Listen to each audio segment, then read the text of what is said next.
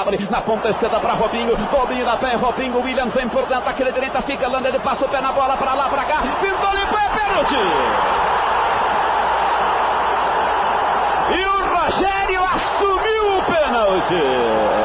Na hora que o Robinho passou o pé na bola, para lá, para cá, Rogério passou-lhe o pé e levantou as mãos à cabeça! Só o Fábio Luciano que foi reclamar e toma cartão amarelo num pênalti claríssimo, até a família do Rogério marcava. Quem poderia imaginar que um começo de carreira tão brilhante ia acabar de forma tão triste?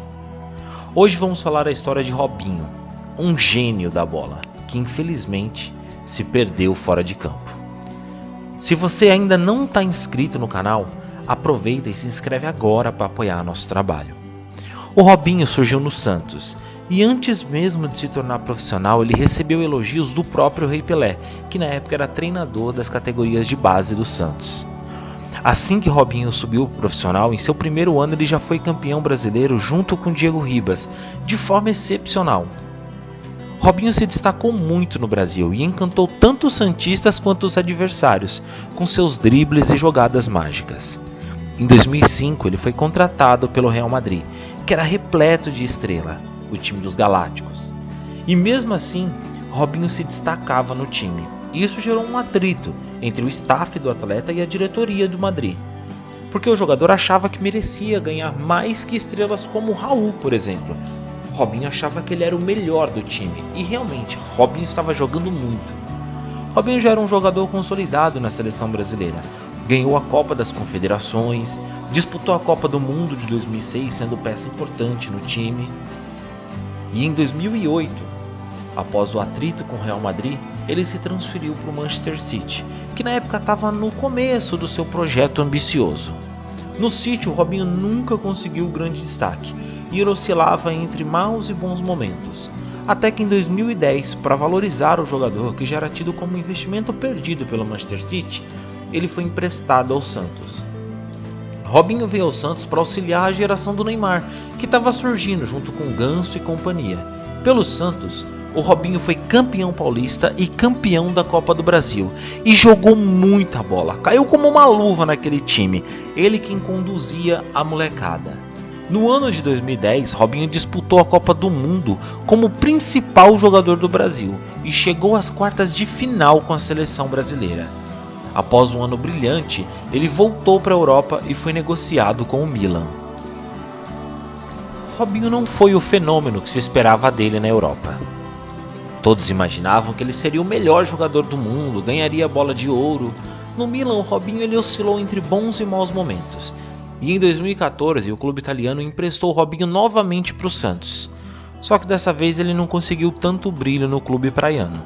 Em 2015, assim que encerrou o contrato dele com o Milan, ele foi para a China.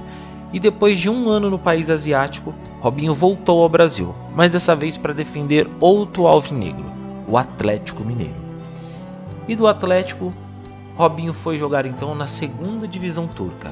Em 2020, Robinho assinou um contrato com o Santos para encerrar sua carreira, ganhando um salário mínimo. Porém, algo veio à tona sobre a vida de Robinho. Em 2013, Robinho foi acusado de estupro e em 2017 foi condenado a 9 anos de prisão na Itália. O Santos, assim que o caso veio à tona, suspendeu o contrato do jogador e ele foi demonizado na imprensa. Robinho teve conversas que faziam parte do processo reveladas, onde claramente nos áudios fica evidente o crime do jogador. Robinho já foi condenado em segunda instância e recorre à última instância italiana para tentar se livrar da pena. Foi condenado por estupro. A Constituição brasileira proíbe a extradição de Robinho quando o mesmo foi condenado em última instância e terá prisão pedida pela justiça italiana. E isso é apenas questão de tempo. Robinho jogou fora toda a idolatria que ele conquistou na bola. Deixou de ser o menino da vila admirado por tantos outros, trocou a imagem de menino sorridente, alegria nas pernas com seus dribles e pedalada pela imagem de alguém que se aproveitou de uma garota inconsciente para se divertir com os amigos. Ele deixou de ser um jogador admirado para ser um criminoso condenado. Perdeu patrocínio, perdeu idolatria, perdeu dinheiro, perdeu carisma, perdeu a alegria. Tudo por achar que pode tudo, por achar que por ser um jogador famoso era intocável. Uma pena para os fãs que se decepcionaram, uma pena para quem tanto admirava, uma pena para a moça albanesa que passou por isso, e que a justiça seja feita.